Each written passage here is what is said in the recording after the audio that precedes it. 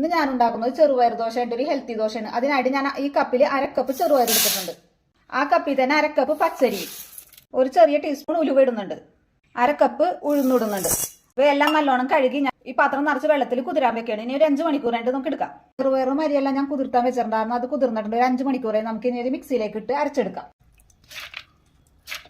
ഇത് അരയാനുള്ള വെള്ളമൊഴിച്ച് നമുക്ക് നല്ലോണം ഒന്ന് ഫൈനായിട്ട് അരച്ചെടുക്കാം. ആദ്യം ചെറുതായിട്ടൊന്ന് അരച്ചെടുക്കാം. പകുതിയോളം അരച്ചെടുത്തിട്ട് ഇനി 2 കയ്യിൽ ചോറിട്ട് കൊടുക്കാം. ചോറിന് പകരം അവല് വേണമെങ്കിലും ഇടാട്ടോ. ഞാനിപ്പോൾ ചോറായിട്ട് കൊടുക്കുന്നത്. നല്ല ഫൈനായിട്ട് അരച്ചെടുക്കാം. നല്ല ഫൈനായിട്ട് അരച്ചെടുത്തിട്ടുണ്ട്. ഈ പരുവത്തിൽ നമുക്കിനി ഒരു പാത്രത്തിലേക്ക് ഒഴിക്കാം. ഇത് ഞാനൊരു പാത്രത്തിലേക്ക് മാറ്റിയിട്ടുണ്ട്. നമുക്കൊന്ന് കൈ വെച്ചൊന്ന് ഇളക്കാട്ടെ. നല്ലോണം ഒന്ന് ഇളക്കിയെടുക്കാം. ഫെർമെന്റേഷന് വേണ്ടിയാട്ടെ, വേഗം ഫെർമെന്റ് ആയി കിട്ടും. ഞാനിത് ഇളക്കി മാറ്റി വെക്കാം കേട്ടോ. ഇത് ഇളക്കി കഴിഞ്ഞിട്ട് നിങ്ങൾക്ക് ഒരു അരമണിക്കൂർ കൊണ്ട് വേണമെങ്കിൽ ചുട്ടെടുക്കാം. ഞാൻ നാളത്തേക്ക് കൊണ്ടാണ് ഉപയോഗിക്കുന്നത്. അപ്പം ഒന്ന് ഫെർമെന്റ് ആയി നല്ലോണം കിട്ടും. അപ്പം നാളെ നമുക്ക് കാണാം. ഇന്നലെ വെച്ച ചെറുപയർ ദോശയുടെ മാവ് നമുക്ക് പൊങ്ങിയോ നോക്കാട്ടെ. അത് നല്ലോണം പൊങ്ങിയോ പറഞ്ഞിട്ടാ. നമുക്കിതൊന്ന് ഇളക്കി വെക്കാം. നല്ല പരുവത്തി കിട്ടിയിട്ടുണ്ട്. നമുക്കിനി ആവശ്യത്തിന് എടുത്ത് ഉപ്പിട്ട് ദോശ ചൂടാം.